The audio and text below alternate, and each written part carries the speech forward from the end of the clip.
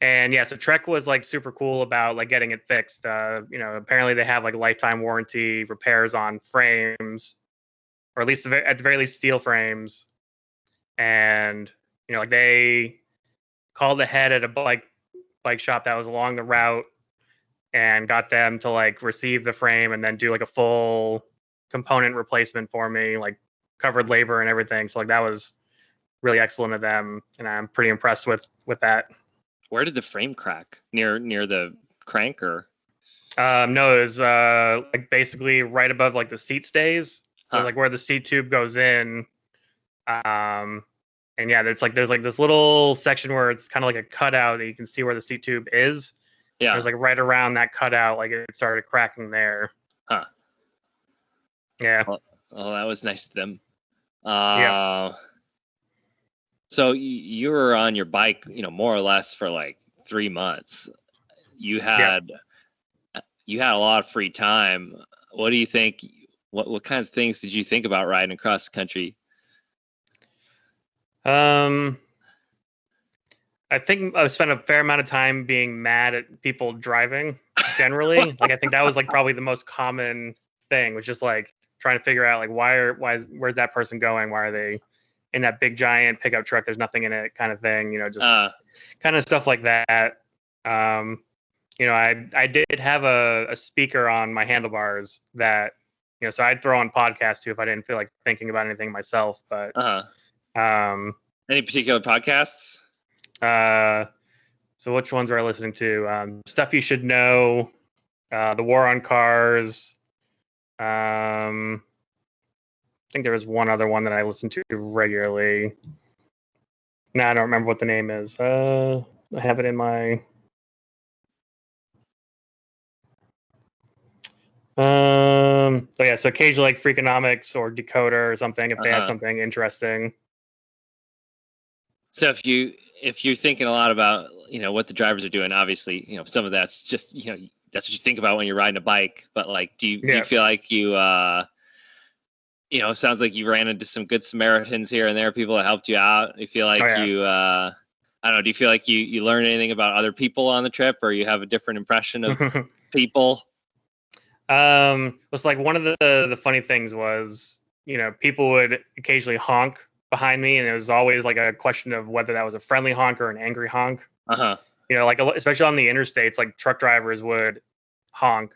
And it's kind of like one of those like, is that a honking like some sort of solidarity type thing? Are they cyclists, or are they honking to just like let me know they're there, or are they like get out of the way, you crazy person? kind of thing. I don't know, like I think like overall, either everyone's kind of like super focused on whatever they're doing, or they're generally good, like is what I kind of came to the conclusion of. But I think that's kind of like the overall takeaway for me. It's like no one was really like outright, aside from again like those very small handful of times, which definitely became like they were stick out in your memory. My head. Oh yeah.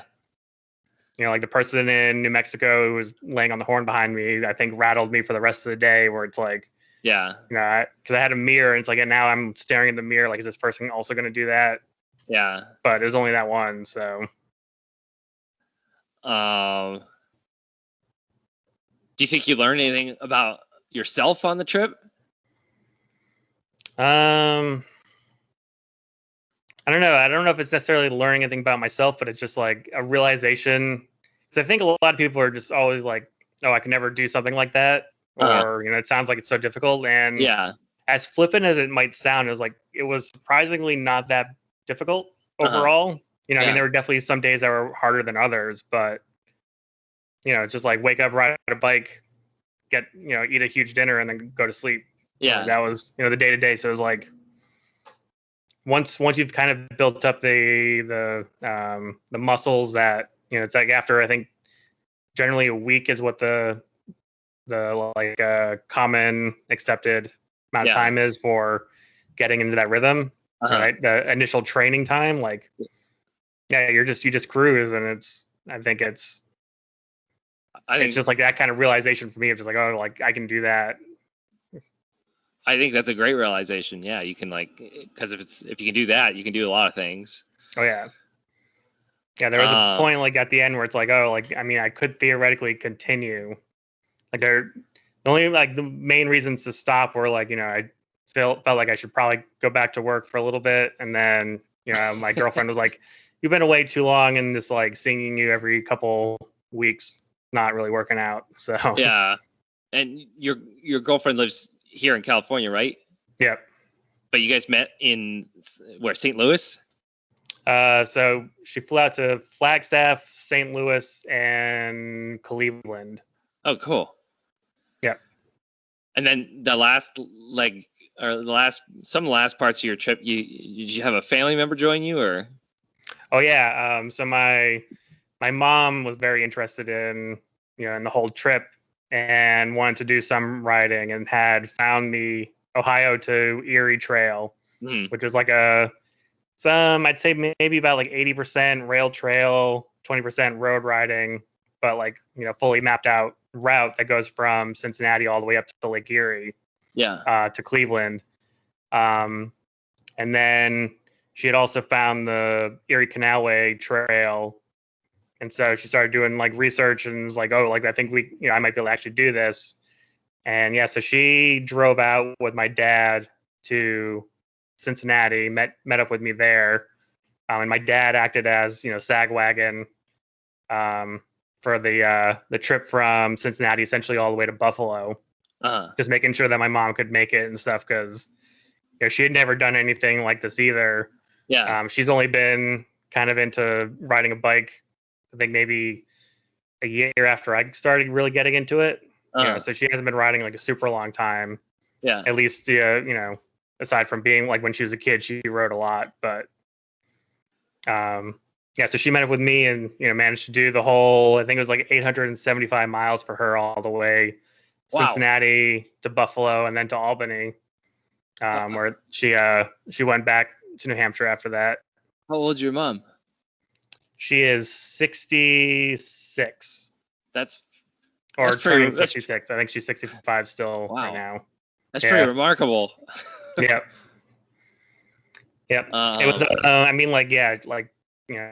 very, very proud of her. She there were definitely times like she struggled up hills periodically, just because she's mostly ridden like rail trails in New Hampshire, so hasn't ridden a lot of the hill stuff. So it was like, that part was very, very tough for her.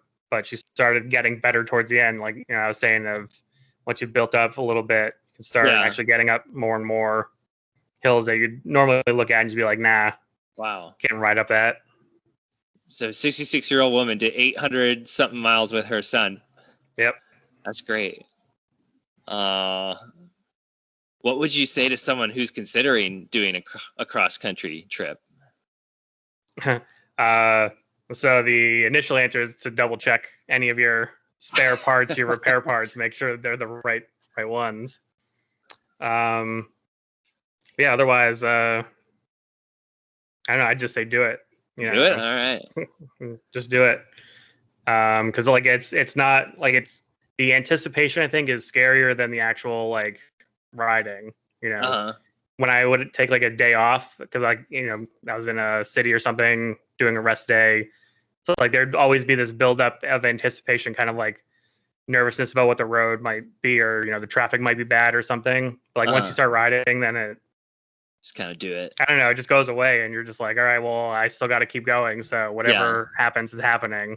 But the whole like build up time to it, you can definitely overthink things or be like, I don't know, I'm real nervous about this part. Like I was very terrified of doing the I-15 part up through the San Bernardino Mountains. Yeah. And it was very, very tough, but it's like, at that point I'm like, well, I'm on the side of the freeway, I got to keep going. So just keep going. I mean, that seems terrifying to me. And as someone who's driven through there on a car, would you ever do the trip again? Well, I'm definitely planning on doing another cross-country trip probably in like 2 years or so, but I want to do either Transamerica or the Northern Tier, west to east. So okay. I'll figure out how to get up to, either Oregon or, Seattle, and and start from there, or just ride up there. But I don't know. So like, it's one of those weird things too. The route, like the roads that I had never been on, I wasn't quite as nervous about. But like when I got to New Hampshire, and I know, like I've driven on New Hampshire roads before, and I feel like that made me more nervous of just like, knowing what to expect kind of thing. And a similar thing where it's like, well, yeah, it's like the narrow type stuff, or like fast. Even around in like LA where it's like, I haven't really done any riding on the PCH just because having driven up to Malibu and stuff, I'm like, I don't know about on a bike. Yeah. Even though like, I'll ride most other places in LA, but yeah, I think that's like one of those weird things too. Like the completely unknown roads. Like I was on some sketchy roads but just like, I don't know what to expect, so I'm just going to do it. Yeah. And it worked out. Yep. How about the bathroom? How does that work on a 3-month trip? Surprisingly, so I mean, I camped out. Like I was anticipating at first doing a lot of like stealth camping for some reason. Basically finding just random places on the side of the road and throwing a tent up. But I didn't need to. I literally either found campgrounds or hotels, and so it's just like, for most bathroom needs, take care of it then. Yeah. And then, otherwise lean the bike up against a tree, run into the woods real quick, and then run back out. But yeah, that actually wasn't an issue at all. Huh, okay. But I mean, I was prepared. Like I had, my trowel for digging cat holes, and the did you ever use toilet paper and stuff? No, it just sat in my bags. But it was like peace of mind at that point, I guess. Yeah. What about eating? Like, would you just go to restaurants, or did you pack a lot of food? Or I had a good amount of food usually packed. So most of the time, I'd be loaded up with Cliff Bars, Snickers bars, beef jerky, just like snacks for riding. And then if I was camping, I was usually carrying like maybe three like boil in a bag meals. So I had like a little camp stove. But if I was going to a hotel, I'd usually find a hotel that was near enough to a restaurant that I could walk over to, or I'd try to grab something and bring it back to the hotel. Yeah, so like the getting to a hotel and then walking somewhere, that was eye-opening in the pedestrian infrastructure of some cities. So like when I was in Oklahoma City, I was also trying to get my bike worked on. And so I found a hotel that was like, I don't know, it looked like it was right around the corner from an REI. But biking in, it's like I was biking down this road. It was fine. There's a sidewalk and everything. And there's like an interstate bridge. And all of a sudden the sidewalk disappeared. And they put up like all these fences to keep everyone out from underneath the bridge. And so like there was no way to go from the hotel to the REI. It seemed like, like you could see it. Like if you were on the, say like, I think the 4th or 5th floor of the hotel, you could look over and see the REI. Right. There's like no way to walk over there. Interesting. But then I eventually found out like a very circuitous route, that added maybe like almost a mile of walking. And you had to like walk way out and then around and find a crossing point. And it was just like, it's just one of those things where you start noticing that when you actually have to walk around versus drive somewhere. Do you have any particular impressions or takeaways from some of those Midwestern cities? I've not been to a whole lot of them. Yeah. I think like these city areas are generally not, like I said, like, so I didn't go into the downtown area of Oklahoma City. I was kind of it was like I guess a retail suburb area that kind of, here's a shopping mall, and then here's a bunch of huge roads that kind of like lead everywhere else. I see. But I think the only other like main cities I really hit, like I actually did kind of enjoy going through St. Louis. I thought St. Louis, like, I stayed or visited like the downtown area there, and I really enjoyed it. Yeah. They have a nice metro system that goes right into like the center of downtown. Walk over to the Busch Stadium and the Arch. So I enjoyed that. Cleveland actually wasn't too bad. You know, they had a nice like downtown area as well. Yeah. But like Cincinnati and Columbus were kind of lifeless. You know, they seemed very like, I don't know, didn't have like a lot of like heart, I guess, or something. It felt like, but kind of big buildings and not a whole lot of activity. Essentially, yeah.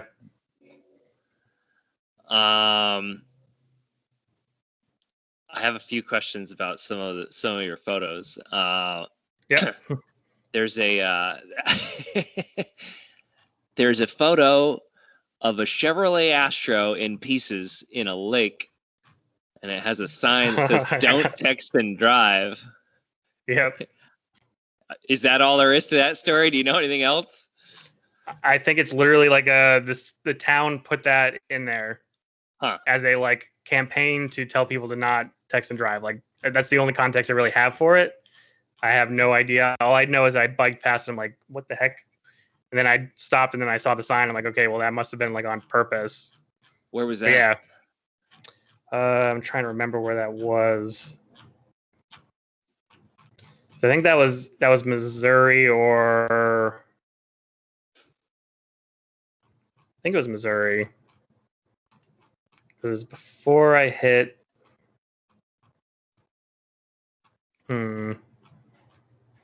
That's all right. If you can't remember, I just thought it was a funny photo. Yeah. Yeah, it was definitely one of those ones like I saw it. I'm like, okay, I have to take a picture of that. But it was. Yeah, I think it's literally just like it was a small town too, is what I remember. Yeah. It's like a little tiny town, but they apparently had a broken, van that they threw in the lake. And then did you go by Lake Havasu? Sounds familiar. It's like would have been on like the California Arizona border, I guess. Looks like you took some pictures of a big lake around there. So there's a lake by Needles, which Maybe that one. Yeah. Yeah, I don't remember what let's see, what is that lake called? Has like some lakefront properties with some boats and stuff. Actually, so the picture I was taking there was the Colorado River. Oh, okay. And that drains down into like Topak Bay, Lost Lake. Yeah, so I think I was south of Lake Havasu, I think, if I remember right. Okay. There's a photo of some donkeys in Oatman. Oatman, yeah. What's the deal with Oatman? Apparently that is an old mining town that they've kind of turned into a tourist spot. And it's in the hills of I don't know what the hills what they're mining there specifically anymore, but it's very much like a very remote area.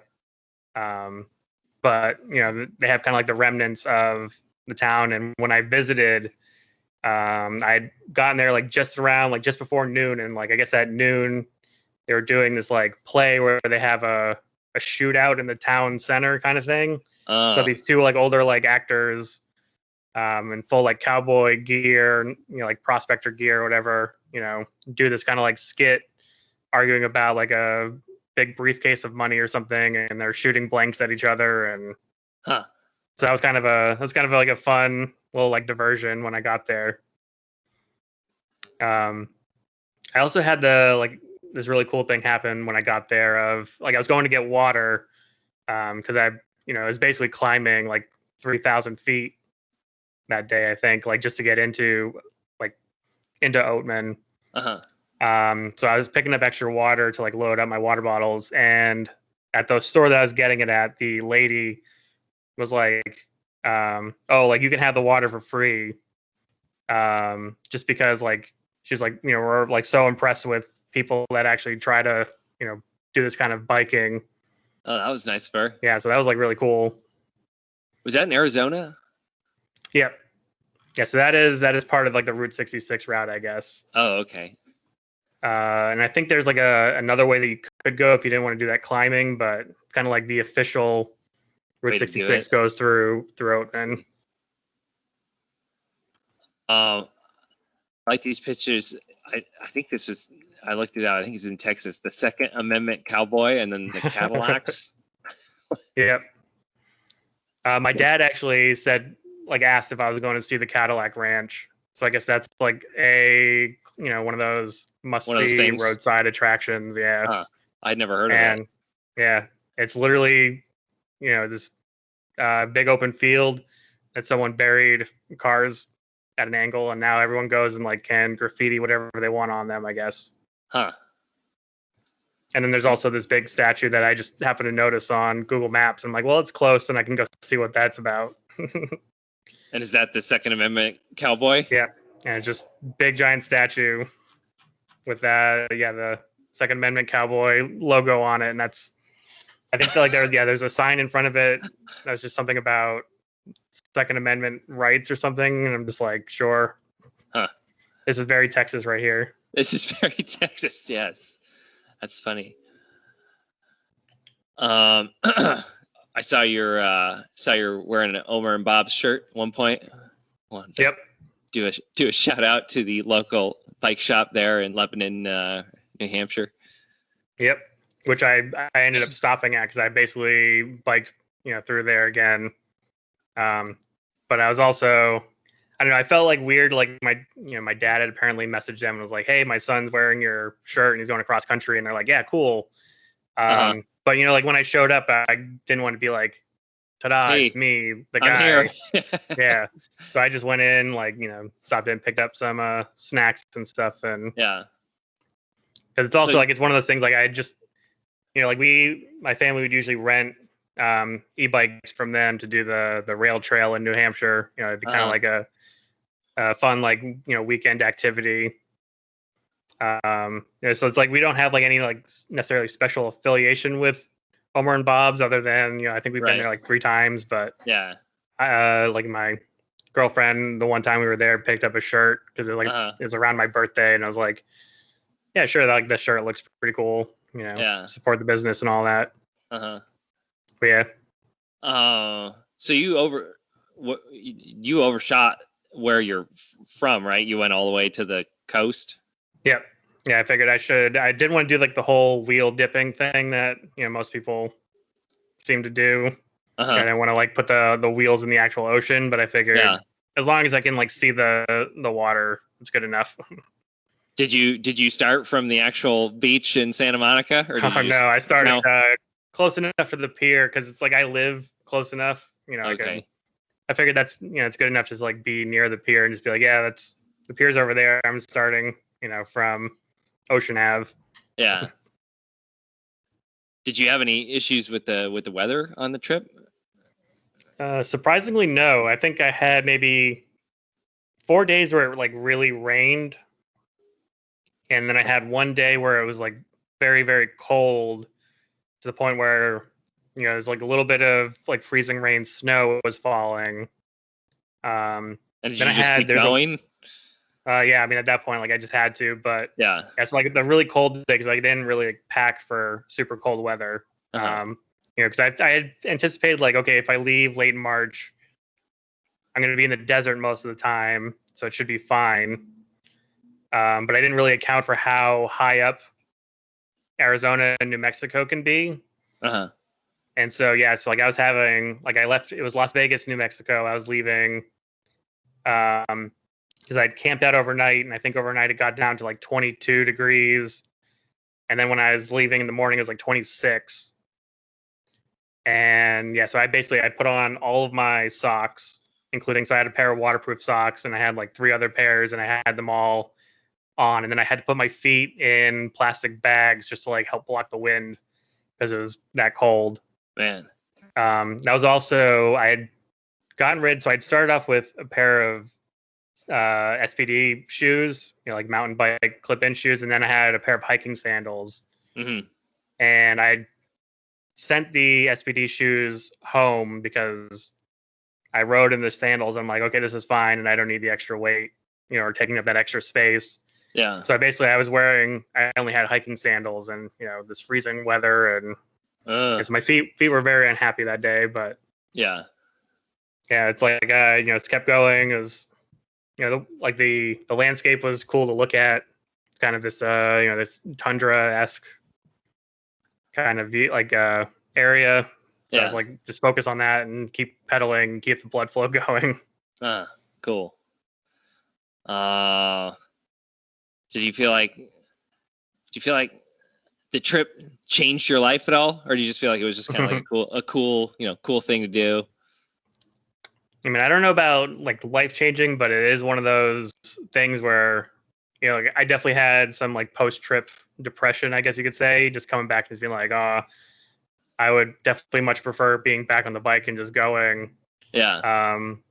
But I think it helped reaffirm like, you can go around like the country with not that much stuff.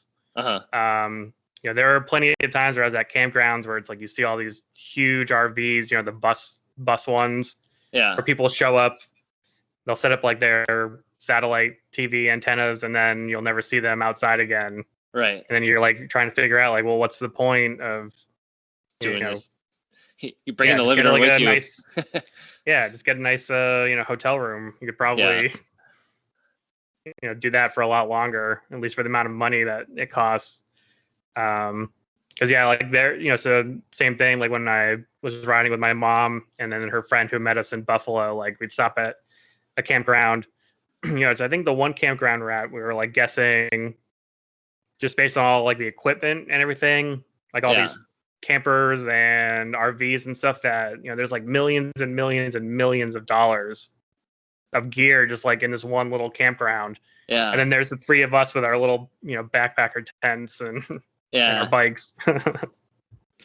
So it was like this weird view. I think we were the only ones camping in tents too in the entire park.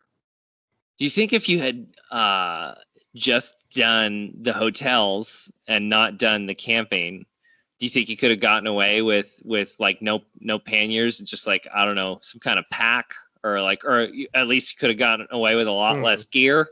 Or definitely, if I was doing only hotels, I could have gotten rid of it. It's one of those things, like I'd feel safer having at least the tent, maybe.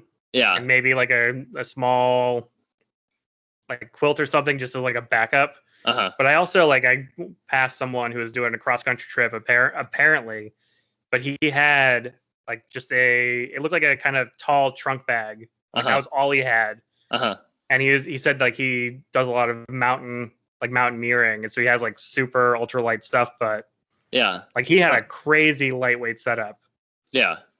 And so it's definitely one of those things. I think it's the same thing with how people talk about backpacking, where you can do like the ultralight thing, you can but it's like kind of do your own ride. A little bit of preference. So it's definitely good to have some of the the luxuries and stuff. But like I rode with a laptop, which was dumb because I thought I was going to work. So I had like one pannier that was basically dedicated to carrying a laptop and charger and so it's like I definitely could have trimmed down a lot of stuff. That way. Like who are the other people out there doing this kind of stuff? Were they like other people like you, like working people, or were they like older retired people, or just like a little bit of everything? There was like it's a little bit of everything. So the older guy that I met, I think he was retired. He used to be like a Harley Davidson engineer. And he got into like group rides around Milwaukee and stuff, so he rode a lot there. The two women that I ran into in Albuquerque, they were like two younger, I think maybe like early 30s or so. I think one of them, like, she was just taking time off work, so I don't think she made it all the way across. I think she only made it to like Tulsa, but the other one like went all the way to New Jersey, and it was just something that she wanted to do, and so kind of cross off a bucket list item type thing. Plenty of other people where it's like either medics, saw a couple of people that were traveling as a couple. The occasional tandem bike, I saw I think two of those on the northern tier. Wow. So it's like a pretty good mix of just like different people from different backgrounds and stuff. Are you happy with the pace that you did it at, or if you could do it again, would you take more time or would you take less time or? I think like the ultimate goal would be to like do it, probably keep the same pace, but just have less of a rigid route. If that makes sense. So it's like, because I did like essentially take my time for the most part. But it'd be cool to like have a better, or like kind of more freedom, just be like, well, now I'm going to go, this direction, and just kind of spend some time doing that. With a much more free form like end date. But it's kind of like where you got to branch into like, can I just kind of support myself with somehow, like passive income or something? Yeah. Or I'd have to break down and do like, work, say like 20 hours a week or so. Yeah. Which could theoretically be doable if you're doing it slow enough. So definitely something that could be doable. Could be a lifestyle. Yeah. Though, so the one thing that I did notice too was once I left the official adventure cycling routes, is generally when the roads got a little hairier.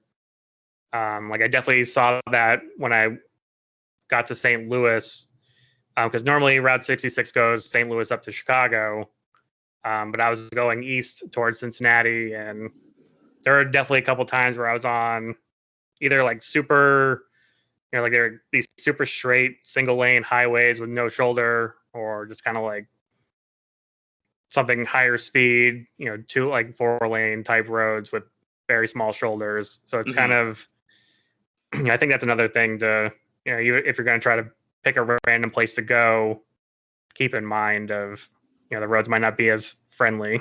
Yeah. Any tips for people who would consider something like this in terms of safety gear? A mirror, I think, is clutch. Having something like, especially like a helmet mirror. The handlebar mirrors, I think, can be all right, but like my mom started off with one of those, and I think within 2 or 3 days hit it with her knee and knocked it off in the middle of an intersection. So that was gone real quick. So get a helmet mirror, and then probably some sort of like, safety triangle type thing you can strap to the side of your panniers or whatever. Yeah. I think those 2 things are probably ideal, like safety gear. And then I was usually running at least 1 or 2 rear blinking lights. Okay. So cool. Well, I think I'm convinced I have to do this at some point. Yeah. It was like, I actually, like on my very last day, ran into someone who's just starting his cross country trip. He had started from where I was ending, and he was heading all the way to Seattle. But it was like one of those like trail magic type things of, on the day that I'm completing my ride, he's starting his. So, and he was like, I think he was like younger 30s, and it's just like, yeah, I'm, been looking forward to doing this, and just decided to just go to the bike shop, get some bags. They helped hook me up with a rack and everything, and off I went. Wow. Is he still doing it, or is he done? I think he's still going. Cool. But I think he's getting close. Yeah. To Seattle. Yep. Interesting. Well, cool. Well, thanks so much for taking the time to talk with me. I thought it was super interesting, informative. For sure. Yeah, I'm definitely going to do it now, and I don't know. Hopefully, maybe we'll inspire some other people to do it too. So I hope so, because, like I said, I think a lot more people are capable of doing it, and it's one of those things. So the older guy Peter that I rode with for a little bit was saying, like, a lot of people probably could do it. It's more a matter of whether you want to do it. And it's like, if you want to do it, then you can probably do it. Yeah, kind of like with a lot of things. Yeah. So, all right, cool. Well, thank you so much. It was very inspirational. For sure. All right, let's see you. All right, have a good one. All right, bye.